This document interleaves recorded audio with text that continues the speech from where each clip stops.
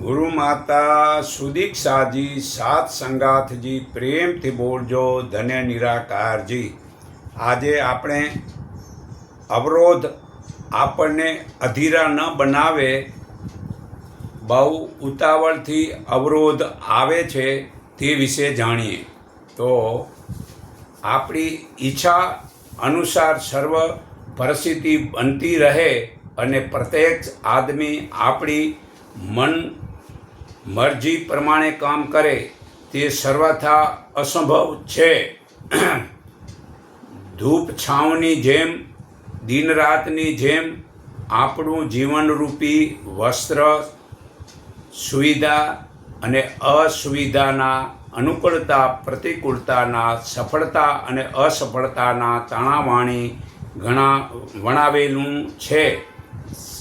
સરસતા અને શોભા, પ્રગતિ અને શ્રદ્ધા અહીં જ કારણ છે કે સંસારમાં વિશેષતાઓ ઘણી છે। જો અહીં માત્ર સુવિધાઓ સફળતાઓ તથા અનુકૂળતાનો જ બનાવી હોત અને અસુવિધા અને પ્રતિકૂળતાનો કોઈ પ્રકારે સામનો ન કરવો પડત તો આ સંસાર ભારે નિશ્ચિત થઈ જાત। કેવળ મીઠાઈ જ ખાવા મળે, મીઠું મરચું ખટાશ વગેરે કોઈ સ્વાદ ચાખવા ન મળે તો ભોજનનો સર્વ આનંદ ચાલ્યો જાય છે। તેમ ભગવાનને પોતાનો સંસાર સરસ બનાવ્યો છે, તેથી તેમાં પ્રતિસ્પર્ધા પુરુષાર્થ સંતુલન વિકસિત કરવા માટે એવી ગૂંચવાઈ રાખી છે કે દરેકને કંઈ કરવાની વિચારની આવશ્યકતા ઊભી થયા કરે છે। પ્રગતિનો માર્ગ સંઘર્ષ છે। સંઘર્ષ પરિસ્થિતિ સાથે જ કરવામાં આવે છે। જો પ્રતિકૂળતા ન હોય તો સંઘર્ષ કોની સાથે કરવો? સૂઝબૂઝ સંતુલન અને સમાધાનને માટે પ્રતિભા કેવી રીતે વિકસિત થાય? આ ઉત્તર્ક વિકાસ વિના અપૂર્ણતા સાથે સંઘર્ષ કરતાં પૂર્ણતાનું લક્ષ્ય કેવી રીતે પ્રાપ્ત થાય?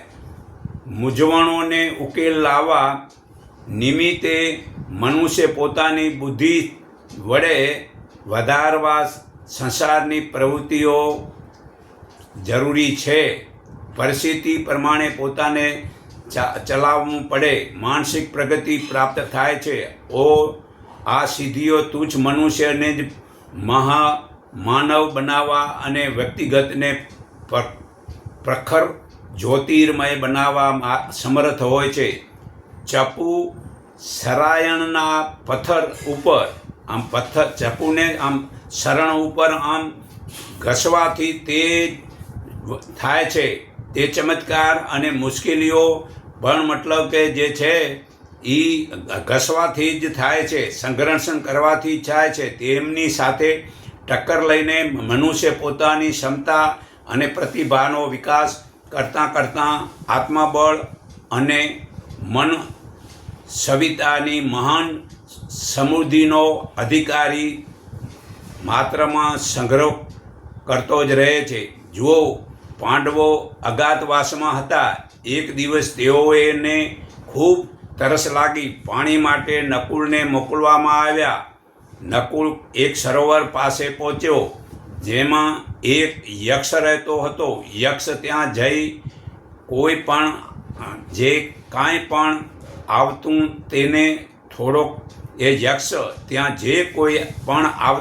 તેને થોડોક પ્રશ્નો પૂછતો। જે પ્રશ્નનો જવાબ ન આપી શકતો તે પાણી પી શકતું ન હતું। યક્ષે નિકુલને પણ પ્રશ્ન કર્યો, પરંતુ નિકુલ ખૂબ તરસ્યો હતો અને અધીરતાને કારણે જેવો પાણી પીવા માંડ્યો કે તરત જ શ્રાપ મૂર્છિત થઈ ગયો, એને શાપ લાગ્યો। આવી રીતે જે દશા સદેવની થઈ, ભીમની પણ થઈ, અર્જુનની પણ થઈ। અંતમાં યુધિષ્ઠિર ગયા અને શાંતિપૂર્વક યક્ષના પ્રશ્નોનો ઉત્તર આપ્યો। પોતે પણ પાણી પીધું અને ભાઈઓને પણ પાણી પીવડાવ્યું અને દ્રૌપદી માટે પણ પાણી લઈને જ ગયા। કેટલીક વાર એવું જોવામાં આવે છે કે વ્યક્તિ પોતાની આશા પૂરી ન થાય અને થોડો પણ અવરોધ આવે તો ખૂબ દુઃખી થવા લાગે છે. એમ લાગે છે કે જાણે તેની ઉપર આમ વ્રજ પડ્યો હોય. પરીક્ષામાં નપાસ થવાથી, મામૂલી જેવો ગૃહકલેશ થવાથી, વેપારમાં ખોટ જવાથી, પ્રતિસ્પર્ધામાં પુરસ્કૃત ન થવાથી અધીરાઈ થઈ જાય છે અને તે અસંતુલિત પરિસ્થિતિઓમાં ઘર છોડીને ભાગી જવા અને મહાહત્યા કરવા સુધીના વિચારો કરે છે. નાની નાની એવી અસફળતા એવા નિરાશ કરી દે છે કે પછી મોટું કામ કરવાની તે હિંમત જ હારી બેસે છે. લજામણીનો છોડ કોઈની આગળ અડવાથી કરમાઈ જાય છે. એવી જ રીતે દુર્બળ મનસ્થિતિવાળા મનુષ્ય અવરોધને એક હલકો ઝટકો લાગવાથી પોતાનો ઉત્સાહ ખોઈ બેસે છે અને પછી એવા ઉદાસ રહેવા લાગે છે કે જાણે સર્વે કાંઈ એનું ડૂબી ગયું હોય કે સર્વે કાંઈ ખલાસ થઈ ગયું હોય એવું સમજે છે. એવા ખરેખર મતલબ કે ઉતાવળિયા મતલબ ભૂલ કરે છે. તો કેટલાક માણસો ભવિષ્યની વિપત્તિઓની આકાંક્ષાઓ કરી ચિત્ત બની જાય છે. મનમાં કેવળ સંકલ્પનાઓ જ ઉઠતી હોય છે, સંકલ્પ જો ઉઠતા હોય છે. લાગે છે કે જાણે હમણાં જ વિપત્તિ આવી હોય અને એવી મુસીબતમાં મતલબ કે અનુકૂળતાનો લાભ લે છે તો ત્યારે ક્યારેક પ્રતિકૂળતાનો સામનો કરે છે. લાભ મળવાથી હર્ષ થઈ જાય છે અને સારું લાગે છે અને હાનિ થાય ત્યારે માથું પછાડીને રોનારા લોકો દયનમી છે. પ્રકૃતિ તેઓને જે જીવિત રાખે છે, જેઓ અવરોધનો સામનો કરવામાં સમર્થ હોય છે. ગરમીનો સામનો ન કરી શકનાર ઘાસ ચાલ્યા હોય છે, ઘાસ અલ્પ આયુષ્ય હોય છે અને ઠંડીનો સામનો ન કરી શકનાર માખી મચ્છર વિના મોતે મરે છે. જેને માત્ર સફળતા, માત્ર લાભ અને માત્ર અનુકૂળતા જ જોઈએ છે, તેઓ જ સંઘર્ષિક સંસારમાં પોતાની સમર્થતા અને દૃઢતા સિદ્ધ કરી શકતા નથી અને હવાના એક ઝટકે જ અહીંથી ત્યાં ઉડી જાય છે. તો ખરેખર એવા ઉતાવળિયાને કારણે જે ઉતાવળે આંબાના પાકે કહેવત છે. કેટલાક લોકો પોતાની ઈચ્છા પૂરી ન થાય તો ખૂબ દુઃખી થઈ જાય છે કે જાણે તેના ઉપર પહાડ પડી ગયો હોય. પરીક્ષામાં નપાસ થવાથી કે મામૂલી ઘરની ઝઘડાથી કે વેપારમાં ખોટ થવાથી આત્મહત્યા કરવાના વિચાર કરે છે. હે અર્જુન, ઇન્દ્રિયોના વિષયોમાં સાથેના સંબંધ અનુકૂળ કે પ્રતિકૂળ વડે ઠંડી ગરમી સુખ દુઃખને દેનારા હોય છે. તે સ્થિર નથી, તે આવે છે અને જાય છે. માટે હે અર્જુન, તારે તું સહન કર. જે મહેનત કરતો નથી તે આગળ જતો નથી, પણ જે સહન કરે છે તે આગળ જાય છે. આ ગીતા અધ્યાય 2 શ્લોક 14 પુરાવો છે. તો રાજા બુસ્સો 13 વાર લડાઈમાં હાર્યા, પરંતુ તેણે હિંમત ન છોડી. 14મી વાર તે સફળ થયા. દરેક લોકો માટે મનોબળ વધારવાનો આ જ રસ્તો છે. હિંમત હારવી નહીં, પરંતુ વધુ ઉત્સાહ વડે આગળ જતાં સફળતા મળે છે. જે ઈમાનદારી કરે છે તે આગળ સફળતા મેળવે જ છે. તો શંકામાં, ચિંતામાં દુઃખી થઈ બેસી રહેવું તે ભૂલ છે. જીવનમાં દરેક લાભ કે નુકસાન થાય છે, માટે હસતા હસતા આનંદ અને સંતોષનું જીવન જીવવું જોઈએ. આપણે સફળતાની મોટી આશાઓ રાખવાથી સફળતા મળે છે. હે અર્જુન, વેદો સત્વ, રજસ અને તામસ એવા ત્રિગુણિત વિષયોવાળા છે. તું ત્રણેય ગુણોને છોડી દે. સુખ દુઃખના બે જોડકાને છોડી દે. નિત્ય સત્ય વસ્તુ વિશે સ્થિર રહે. કઈ વસ્તુ મેળવવાની કે સાચવાની ભાંગજોડમાંથી મુક્ત થઈ નિત્ય ધૈર્યનિષ્ઠ યોગ સંયમની ચિંતા વગરનો થા તથા આત્મા પરાયણ થા, ફક્ત પરમાત્મા પ્રાપ્તિનો જ લક્ષ્ય રાખ. ગીતા અધ્યાય 2 શ્લોક 45 પુરાવો છે. તો ભય આપણા આત્માને સ્થિરતા અને પ્રગતિમાં સૌથી વધુ બંધન કરે છે. ચિંતા, ભય અને અધીરાય આપણું ખોટું કરે છે કે જેટલું બહારના 100 દુશ્મન કરતા નથી તેથી વધારે ખરાબ મન હંમેશા અંધકારમાં નાખે છે. અર્ધ શક્તિ આશાની ઈચ્છામાં વપરાઈ જાય છે. ચિંતા એક આગ છે, અગ્નિ છે જે મનુષ્યને અંદરથી બાળી નાખે છે. સફળતાથી મેળવવામાં સારું થાય છે અને તેથી જ લાભ સહજ થાય છે. તો ખરેખર આપણે જે ગોખલેને ગણિતમાં સૌથી વધુ મેળવેલા બદલ ગુણ, ગોકુળ કૃષ્ણ ગોખલેને ગણિતમાં સૌથી વધુ ગુણ મેળવવા બદલ ઇનામ આપવામાં આવ્યું. ઇનામ મેળવી તેમને પ્રસન્ન થવું જોઈતું હતું, પરંતુ તેઓ રડવા લાગ્યા અને ઇનામ પાછું આપવા લાગ્યા. તો અધ્યાપકે પૂછ્યું કે ગોખલે કેમ રડે છે? ગોખલેએ કહ્યું કે છોકરા તરફ ઇશારો કરી કહ્યું કે આ ઇનામ તો એને જ મળવું જોઈએ. મેં તો એના જ જવાબની નકલ કરી હતી. અધ્યાપકે ઇનામ તેમને જ સોંપતા કહ્યું કે હવે જ ઇનામ તારી સચ્ચાઈના બદલે તને જ આપવામાં આવશે. ખરેખર સાચું તું બોલ્યો છો. એટલે તો વૃક્ષના મૂળ નિરંતર વધે છે. રસ્તામાં પથ્થર આવી જાય તો તેને તોડી પાર કરી શકાતા નથી, તો બીજી બાજુ વળી જાય છે. તે મૂળ પોતાની બીજો રસ્તો બનાવી લે છે. આ જ વળવા અને બદલવાની કળા જેને આવડે છે તેને લચકદાર વૃક્ષ પદ્ધતિ અપનાવે છે અને પોતાને માટે બીજો રસ્તો શોધી કાઢે છે. અમેરિકાના રાષ્ટ્રપતિ અબ્રાહમ લિંકને પોતાના જીવનમાં 18 વાર અકળાવી નાખે તેવી અસફળતાઓ મળી. કોઈ કમજોર મનનો માણસ હોય તો તૂટી જાય, નિરાશ થઈને હિંમત ખોઈ બેઠો હોત, પણ તેઓએ દરેક અવરોધો પછી બમણી 4 ગણી હિંમતથી કામ લીધું અને પોતાની નીતિ રીતિમાં જે પરિવર્તન આવશ્યક હતું તે તુરત જ કરી લીધું. એક વ્યક્તિ એક કાર્યમાં આજે સફળ થયો હોય તો તે સદા સર્વ કાર્યોમાં અસફળ નથી થતો. બીજા કામમાં તેની પ્રતિમા મોટા ચમત્કાર દેખાડી શકે છે. એકવાર સફળતા ન મળે તો કેટલી વાર પ્રયત્ન કરી શકાય છે. રાજા વૃક્ષે 13 વાર લડાઈમાં હાર્યો, પરંતુ તેને હિંમત ન છોડી 14મી વાર તે સફળ થયો. તો ખરેખર શોક, સંતાપ, દુઃખી થઈ બેસી રહેવું વ્યર્થ છે. આ સંસારનો આ જ કર્મ છે.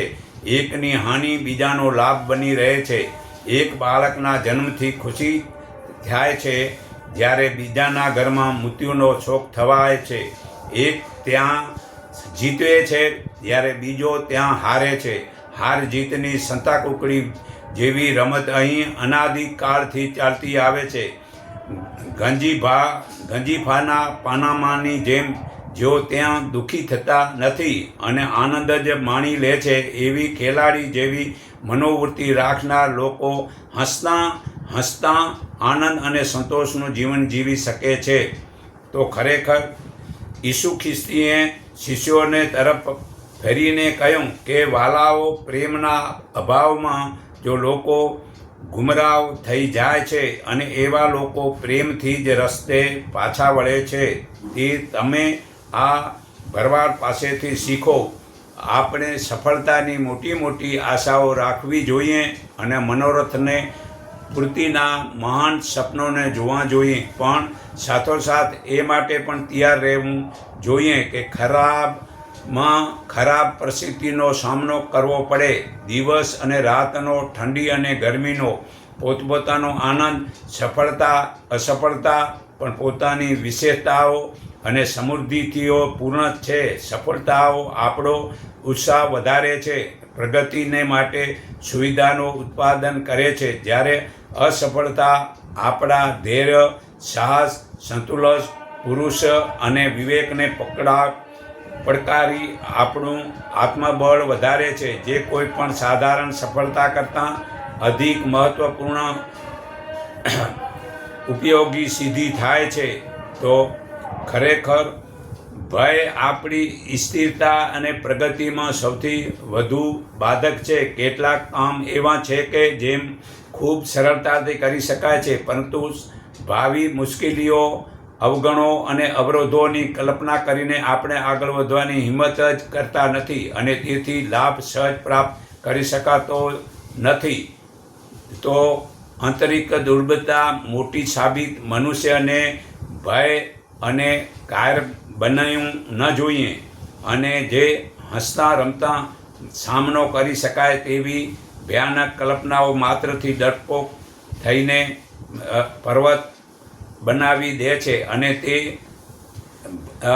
ડરથી આપણે શરીરમાં ખોટું થાય છે અને માનસિક રોગ થાય છે. તો ખરેખર તાવ, ઝાડા, ઉધરસ, દમ વગેરેના બદલે શરીરને ક્યાંય વધુ નુકસાન કરે છે. મન તો તેનાથી વિચારથી જ ચિંતિત કરે છે. અને ધ્યાનપૂર્વક જોઈએ તો અશંકા એટલે જે શંકા રતિભારની હોય છે, પરંતુ શંકામાં મૂર્તિમાન થઈ જાય તો તેથી પેદા થતી સંકલ્પ વિકલ્પ મજબૂતની પણ થતી નથી. તો રવિન્દ્રનાથ ટાગોર એક પરીક્ષામાં ઓછા નંબર પાસ થયા. બીજી પરીક્ષામાં તેમણે મન મૂકીને મહેનત કરી અને પરીક્ષામાં સારો નંબર મેળવ્યો. શિક્ષકને શંકા થઈ કે ટાગોરે ક્યાંક નકલ તો નહીં કર્યો ને? ટાગોરે જણાવ્યું કે શ્રીમાન, મારી યોગ્યતા પર વિશ્વાસ મૂકવામાં ન આવે એવું હું જરા પણ ઈચ્છતો નથી. તેણે ફરીથી પરીક્ષા આપી અને પોતાની યોગ્યતા પ્રમાણિત કરી દેખાડી. તો ખરેખર આપણે બધાએ અવરોધ આપણને અધીરા ન બનાવે. પોતાની મુશ્કેલ ફરીથી કરવી પડે કામની તો કરીને પણ બીજાને એ બતાવી દેવાનું. પણ કોઈને આપણા ઉપર આપણી સફળતાનો ડર ન રહેવો જોઈએ. તો યજુર્વેદ 2:20-25 ફરી પાપ કરે ત્યારે શસ્ત્ર અને શાસ્ત્ર બંને જોઈએ તે ધર્મ છે. એક બાજુ જ્ઞાન વડે સત્કર્મને જાગૃત કરવા જરૂરી છે, તો બીજી બાજુ શાસ્ત્ર વડે દુષ્ટોનો સાર કરવો પણ જરૂરી છે. જ્ઞાન કર્મના સહયોગથી આધ્યાત્મિક જીવન બને છે. બ્રાહ્મણ વર્ણનું જ્ઞાન અને રાજાનું તેજ જ્યાં સાથે રહેશે, તે જ સમાજ હંમેશા આગળ વધશે. ગીતામાં ભગવાને કહ્યું છે કે જ્યારે જ્યારે ધર્મનો નાશ થાય છે અને પાપ વધે છે, ત્યારે હું જન્મ લઉં છું, સત્ય પુરુષના રક્ષણ માટે અને પાપીઓના નાશ માટે, અને ધર્મને ફરી સ્થાપના માટે હું જુગે જુગે પ્રગટ થાઉં છું. આ ગીતા અધ્યાય 4 શ્લોક 7-8 પુરાવો છે. તો એ જરૂરી નથી કે પરમાત્મા ધનુષ બાણ છોડી ને વાંસળી વગાડવા જ અવતાર લે અને તેઓ પૃથ્વીને પાપી રાક્ષસોથી મુક્ત કરે છે. તે પરમાત્મા તો દરેક ક્ષણે દરેક સ્થળે હાજર છે. આપણા શરીરમાં રોમે રોમમાં મોજૂદ છે. તે પરમાત્માને પવિત્ર અંશ જ આપણો આત્મા છે. આપણે જ પરમાત્માના જ પ્રતિનિધિ છીએ, પ્યારા રાજકુમાર છીએ. તેમની કૃપા અને વરદાન આપણને મળેલ છે. આપણે આપણી પ્રતિભા અને ક્ષમતાનો સંસારમાં સત્કર્મના પ્રચાર અને પાપોનો નાશ માટે ઉપયોગ કરવો જોઈએ. આ જ સાચો માનવ ધર્મ છે. જ્ઞાન અને કર્મની સાવધાનીમાં જ માનવ શરીરની ઉપયોગિતા છે. નહીંતર આપણામાં અને પશુમાં શો તફાવત રહે? મનુષ્યમાં અને પશુમાં ફક્ત એટલો તફાવત છે કે પશુ કોઈ મર્યાદાના બંધનમાં નથી, જ્યારે મનુષ્ય હજારો ધર્માદા મર્યાદામાં બંધાયેલો છે. મન પ્રત્યે આપણું કર્તવ્ય છે કે તેને સદ્ગુણી બનાવીએ. પોતાનું, કુટુંબનું, સમાજનું, રાષ્ટ્રનું કલ્યાણ થાય તે કરવું. લોભ અને મોહને છોડી પોતાના આત્માનો ઉદ્ધાર કરવો એ જ આપણું કર્તવ્ય છે. ભગવાને જે કામ માટે આપણને માનવ યોનિમાં જન્મ આપ્યો છે તે કાર્યોને પૂરા કરવાનું આપણું કર્તવ્ય છે. આ ગીતા અધ્યાય 2 શ્લોક 32-38 હે અર્જુન, અનાયાસે યુદ્ધ ભાગ્યશાળી ક્ષત્રિયને જ મળે છે. તું ધર્મવાળું યુદ્ધ નહીં કરે તો પાપ લાગશે. સુખ દુઃખ, લાભ અલાભ તથા જય પરાજયને સમાન ગણી યુદ્ધ કરવાથી તને પાપ નહીં લાગે. તો ખરેખર આપણે જો શ્રદ્ધાળુ મનુષ્ય સુખી થાય છે. શ્રદ્ધા હૃદયની ઉપરથી ભાવનાનું પ્રતીક છે. તેના વડે મનુષ્યનું આધ્યાત્મિક જીવન સફળ થાય છે અને તે ધન પ્રાપ્ત કરી સુખી બને છે. શ્રદ્ધા જીવનની સર્વશ્રેષ્ઠ અનુભૂતિ છે. જીવનમાં પ્રગતિના 3 કારણ છે: શ્રદ્ધા, વિશ્વાસ અને પ્રેમ. શ્રદ્ધાની સાથે પુરુષાર્થથી દરેક કાર્ય સારું બને છે. વિશ્વાસથી મુશ્કેલ કાર્યને પણ સરળ બનાવી દે છે અને પ્રેમ તો બધું જ સરળ બનાવી દે છે. આ 3 સદ્ગુણોને ધારણ કરવાથી મનુષ્ય દરેક કાર્યમાં સફળતા મેળવે છે. મીરાએ શ્રદ્ધાના બળે ઝેરને અમૃત બનાવી અને ગટગટાવી પી ગયા હતા. શ્રદ્ધાળુ બનવાથી ધન, બળ, વિદ્યા, બુદ્ધિ, યશ વગેરે બધું જ પ્રાપ્ત થઈ જાય છે. આપણે દરેક પણ અંધશ્રદ્ધા અને અંધવિશ્વાસમાં દુઃખી થઈએ છીએ. આપણી વિવેક બુદ્ધિ વડે યોગ્ય અયોગ્યનો વિચાર કર્યા પછી જે યોગ્ય હોય તેને જ શ્રદ્ધાપૂર્વક માનીએ. વિચાર્યા વિના બીજાઓની દેખાદેખીથી કરવામાં આવેલા કર્મને અંધવિશ્વાસ જ કહેવાય છે અને તે નુકસાન કરે છે. શ્રદ્ધા વડે આત્માબળ વધે છે. ગીતા અધ્યાય 17-28 હે પાર્થ, હે અર્જુન, શ્રદ્ધા નથી, યજ્ઞ, દાન, તપ કે જે કંઈ કરવામાં આવે છે તે અસતું એટલે ખોટું કહેવાય છે. તે અહીં કે પરલોકમાં કલ્યાણ થતું જ નથી.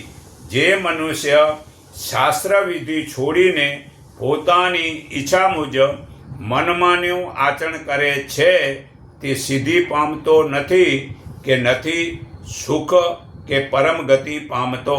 આ ગીતા અધ્યાય 16 શ્લોક 23 હે અર્જુન, હું સર્વ પ્રાણીઓના હૃદયમાં રહેલો આત્મા છું અને ભૂતોનો આદિ, મધ્ય અને અંત પણ હું જ છું.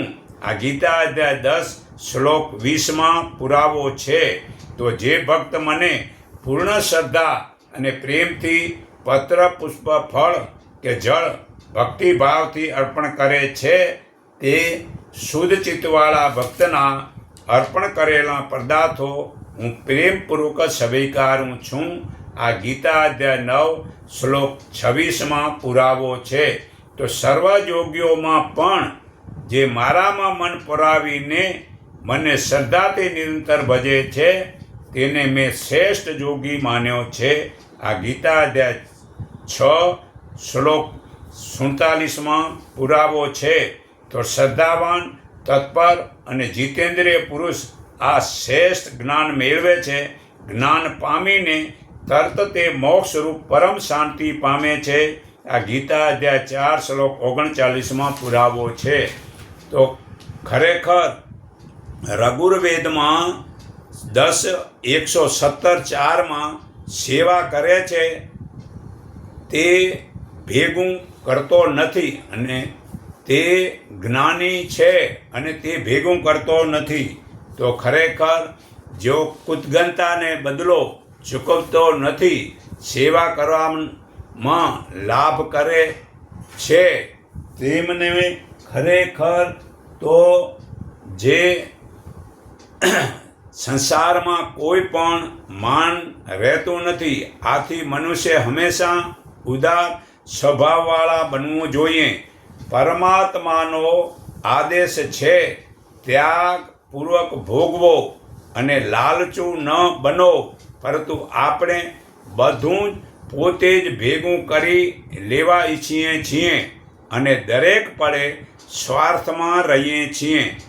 આપણે સૌ પ્રથમ તે પરમાત્મા પ્રત્યે કૃતજ્ઞતા જ્ઞાન પ્રગટ કરીને તેના આદેશ અનુસાર સ્વાર્થ વૃત્તિ છોડીને સમાજમાં બધાની ભલાઈનું કાર્ય જ કરવું જોઈએ. મનુષ્ય એકલો કાંઈ પણ કરી શકતો નથી. દરેક લોકોની મદદથી પ્રગતિ થાય છે. આમાં જેઓ કંજુસાઈ કરે છે તેઓ ઘોર પાપ કર્મ કરે છે અને પરમાત્માની કૃપાથી હંમેશા રહી જાય છે. તો મનુષ્ય હંમેશા પોતાના સ્વાર્થના કારણે શરીરના પોષણની તૃપ્તિ માટે ધનની પ્રાપ્તિનો લક્ષ્ય માને છે અને પોતાનું જીવન એક જ ધંધામાં ફસાયેલો મનુષ્ય જીવન મૂલ્યને સમજતો નથી અને સમાજમાં તિરસ્કાર મેળવે છે. જરૂર પડે ત્યારે કોઈ પણ તેને મદદ કરતું જ નથી. કોઈ પણ તેનું હિત ઈચ્છતું નથી. જે મનુષ્ય બીજાનો આભાર માનતો નથી કે કોઈને મદદ કરતો નથી, ફક્ત પોતાના માટે જ ભેગું કરે છે, તેનો સમાજ પણ તિરસ્કાર કરે છે. આપણે હંમેશા આદર્શ જીવન મૂલ્યોનો બનાવવાનો પ્રયત્ન કરવો જોઈએ અને સંસારમાં જન્મથી લઈને મૃત્યુ સુધી જે જીવજંતુઓનો આપણને મદદનો સહયોગ મળે છે તેમના પ્રત્યે કૃતજ્ઞતા દર્શાવવા કંજુસાઈનો લોભ રાખવો ન જોઈએ. તે બધાના ઉપકારના બદલામાં તેમની વધુને વધુ સેવા કરવાનો પ્રયત્ન કરવાનો ભાવ રાખવો જોઈએ. પરમાત્માનો આભાર માનવો તે તો પ્રત્યક્ષ આપણો પરમ ધર્મ છે. હે અર્જુન, ગુણ કર્મ અને આત્માના તત્વને જાણનારો તત્વજ્ઞાની તો ગુણોમાં અને દેહ ઇન્દ્રિયોમાં વિષયોમાં વર્તે છે એમ માની જરાય આસક્ત થતો નથી. પરંતુ પ્રકૃતિના ગુણો વડે મોહ પામેલા લોકો ગુણો તથા કર્મોમાં આસક્ત થાય છે. તે પૂર્ણ વસ્તુ નહીં જાણનારા એવા અજ્ઞાનીઓને પૂર્ણ જ્ઞાનીઓએ ચલિત ન કરવા જોઈએ. આ ગીતા અધ્યાય 3 શ્લોક 28-29 પુરાવો છે. તો સારું કરે તેને જ્ઞાન પરમાત્માનું પ્રગટ થાય છે. રઘુર્વેદ 7:66-9 સંસારના બધા પદાર્થોથી સારા અને ખરાબનું નક્કી કરીને જે સારું હોય તેને જ ઉપયોગ કરો, જે દુઃખવાળું છે તેને છોડી દો. ભારતીય શાસ્ત્રનું જીવન લક્ષ્ય વિધાઓનું અંતકરણમાં પરમાત્માને પ્રગટાવીને મનુષ્યના સંપૂર્ણ જીવનને પ્રકાશિત કરી દેવું જોઈએ. ભારતીય સંસ્કાર જીવનમાં જરૂરી છે. જીવનના પ્રત્યેક ક્ષેત્રમાં તે ઉપયોગી બને છે. આધ્યાત્મિક જીવન અને ભૌતિક જીવન બંને આ જ્ઞાનમય કર્મથી લાભ થાય છે. કર્મ જ જીવનનું લક્ષ્ય છે. એટલા માટે આળસુ, મૂર્ખ તથા અજ્ઞાની મનુષ્ય તે મરેલા જેવો હોય છે. જ્ઞાની મનુષ્ય શાંત, સંતુલિત વૃત્તિનો હોય છે. તે કદીએ ક્રોધ કરતો નથી, તે કદીએ ડરતો નથી, તે પોતાનું કામ કરતો રહે છે. જ્ઞાની મનુષ્ય નવા નવા રસ્તાઓ શોધે છે, જેનાથી પ્રાણી માત્રનો લાભ થાય છે. એમાં કર્મો તેને પવિત્ર લાગે છે. આત્મા ભાવની દ્રષ્ટિથી તે પોતાના બધા કર્મોની બરાબર ચકાસે છે. બધા જ પ્રાણીઓ માટે સમાન પ્રેમ રાખે છે. આપણે સવારે વહેલા ઉઠીને સૂતા સુધીના કર્મમાં જે જ્ઞાનના આધારે પ્રત્યેક પદાર્થનું સારી રીતે જીવનમાં ઉતારવું જોઈએ અને ખરાબ કર્મને છોડી દેવા જોઈએ. જ્ઞાન અને કર્મના યોગ બંનેથી જ જીવનમાં સુખ શાંતિ થાય છે. વિવેકથી નીતિ અનીતિ, સત્ય અસત્ય અને યોગ્ય અયોગ્યનું સારી રીતે સમજીને શુભ અશુભનો નિર્ણય કરવો પડે છે. ત્યાર પછી તે નિર્ણય પ્રમાણે આચરણ કરવું પડે છે. આમાં જ જીવનની સફળતા છે. જેણે જીવ માત્ર પ્રત્યે નિષ્ઠા રાખી આત્માચિંતન કરીને આત્માના બળથી મનને જીત્યું છે, તે જ આત્મા પોતાનો બંધુ છે. પણ જેણે આત્માના બળથી મનને જીત્યું નથી અને સંસારના વિષયો ભોગોમાં રચ્યો પચ્યો રહે છે, તેનો આત્મા પોતાનો જ પ્રત્યે શત્રુ થઈને વર્તે છે. ઠંડી ગરમી, સુખ દુઃખ તથા માન અપમાનમાં મન તથા ઇન્દ્રિયોને જીતે છે. તે જ મનુષ્ય અત્યંત શાંત રહે છે. તે પરમાત્માનો અનુભવ કરે છે. જે શાસ્ત્ર જ્ઞાનથી સર્વે ઈચ્છાઓ છોડી આત્માવાળો, આત્મા જીતેન્દ્રિય અને સારી તથા સોનાને એક સરખા, માટી તથા સોનાને એક સરખા ગણે છે, તે યોગ સિદ્ધિ કહેવાય છે. આ ગીતા અધ્યાય 6 શ્લોક 6 થી 8માં પુરાવો છે. તો માટીને સોનું સમાન ગણે એ યોગી કહેવાય છે. તો ખરેખર આપણે આશીર્વાદ દેવામાં માત્ર કુપાત્ર અને જોવું પડે છે. બીજાને આશીર્વાદથી લોકો આળસથી પરમાત્માને પામતા નથી. આ રઘુવેદ 23:15માં પુરાવો છે. બીજાઓના આશીર્વાદ કે ઉપદેશ વડે કોઈનું પણ ધ્યેય કદાપી સિદ્ધ થઈ શકતો નથી. એના માટે તો પોતાના શરીર, મન અને આત્મા વડે સત્કર્મ તથા પરોપકારના કાર્યો કરવા પડે છે. ભારતના લોકોનું તથા ધર્મમાં પતન થયેલા જોવા મળે છે. તેનું મુખ્ય કારણ એ છે કે કહેવાતા બ્રાહ્મણો ધર્મને પોતાનું પેટ ભરવાનો સાધન બનાવી દીધું છે. તે પોતાનો ધંધો ચાલે છે. તેમણે લોકોના મનમાં એવી જડ માન્યતા બેસાડી દીધી છે કે ભગવાનની મૂર્તિને પૂજા કરો, બ્રાહ્મણની સેવા કરો, તેમને દાન દક્ષિણા આપવાથી તો તમારી બધી જ ઈચ્છાઓના ફળ મળશે. તો આવા બ્રાહ્મણોના આશીર્વાદથી શું મનુષ્યને પાપના બંધનથી છોડાવી શકે? જો કોઈના આશીર્વાદથી બીજાનું કલ્યાણ થઈ જાય તો આજે સંસારમાં કોઈ પણ દુઃખી જોવા ન મળે. આવા વ્યર્થ ખોટા વિચારોને કારણે જ લોકો આળસુ અને કર્મને છોડી દે છે. તે પોતે કાંઈ કરતા જ નથી. તેથી ભારતના લોકો પાછળ રહી જાય છે. આશીર્વાદ આપવો એ એક ગૌરવવાળી જવાબદારી છે. સમર્થ અને સક્ષમ મનુષ્યને આશીર્વાદ અને ઉપદેશ આપવાનો અધિકાર છે. આશીર્વાદ આપતી વખતે પાત્ર કે કુપાત્રનું ધ્યાન રાખવું તે જરૂરી છે.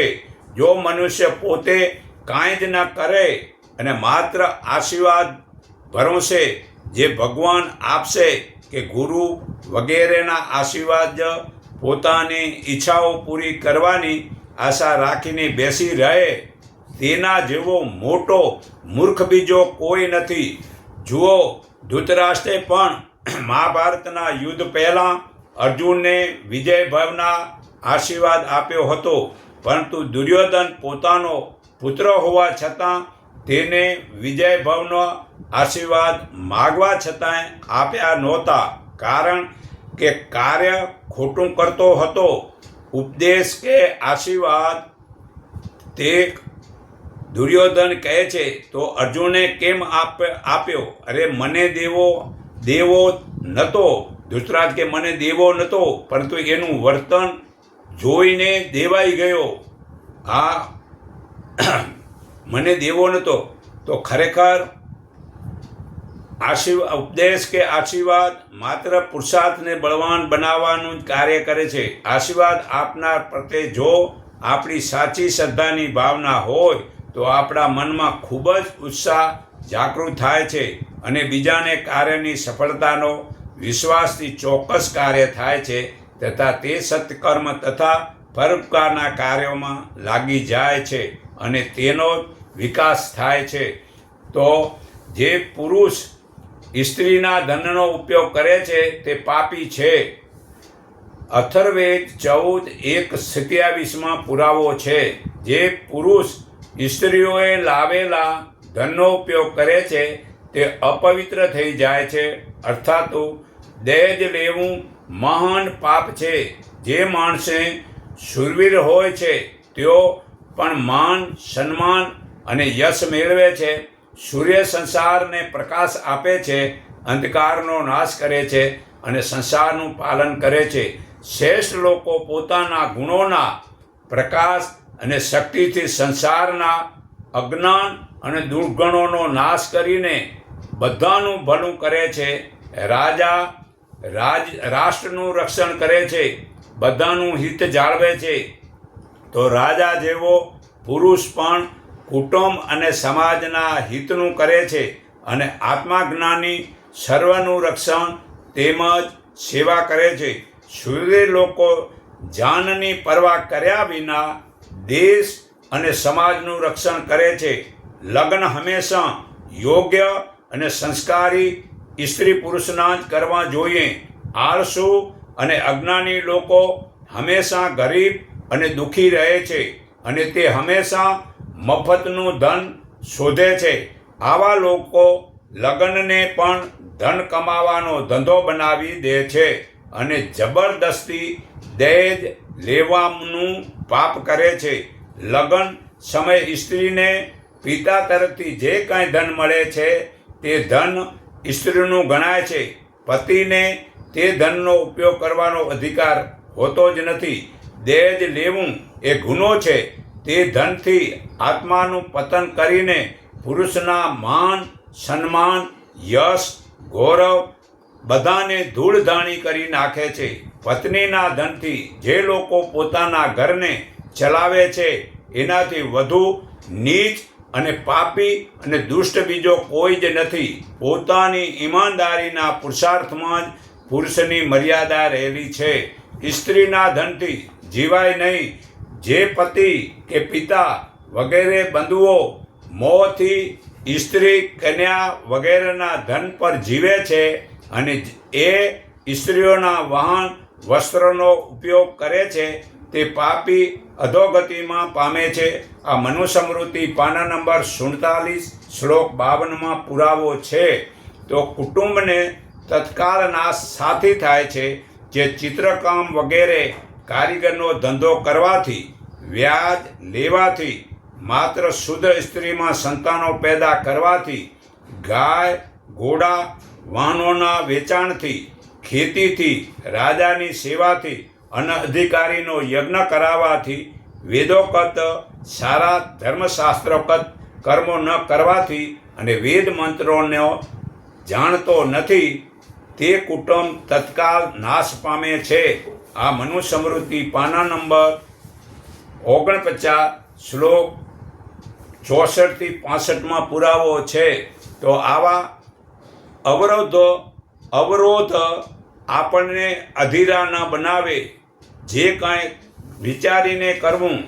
આ કહેવત છે અંગ્રેજીમાં, જે મનુષ્ય ખરેખર જે કાર્ય કરવામાં ભર્યાણ કરીને કરે છે તેનું અડધું કામ સમજો પૂરું થઈ ગયું. તો હું સર્વના હૃદયમાં રહેલ પરમપિતા પરમાત્માના આત્માને હું નમન કરું છું. એકને ઓળખો, એકને માનો, એક સંગઠીન થાવ, એટલું કહી મારી વાણી વિરામું છું.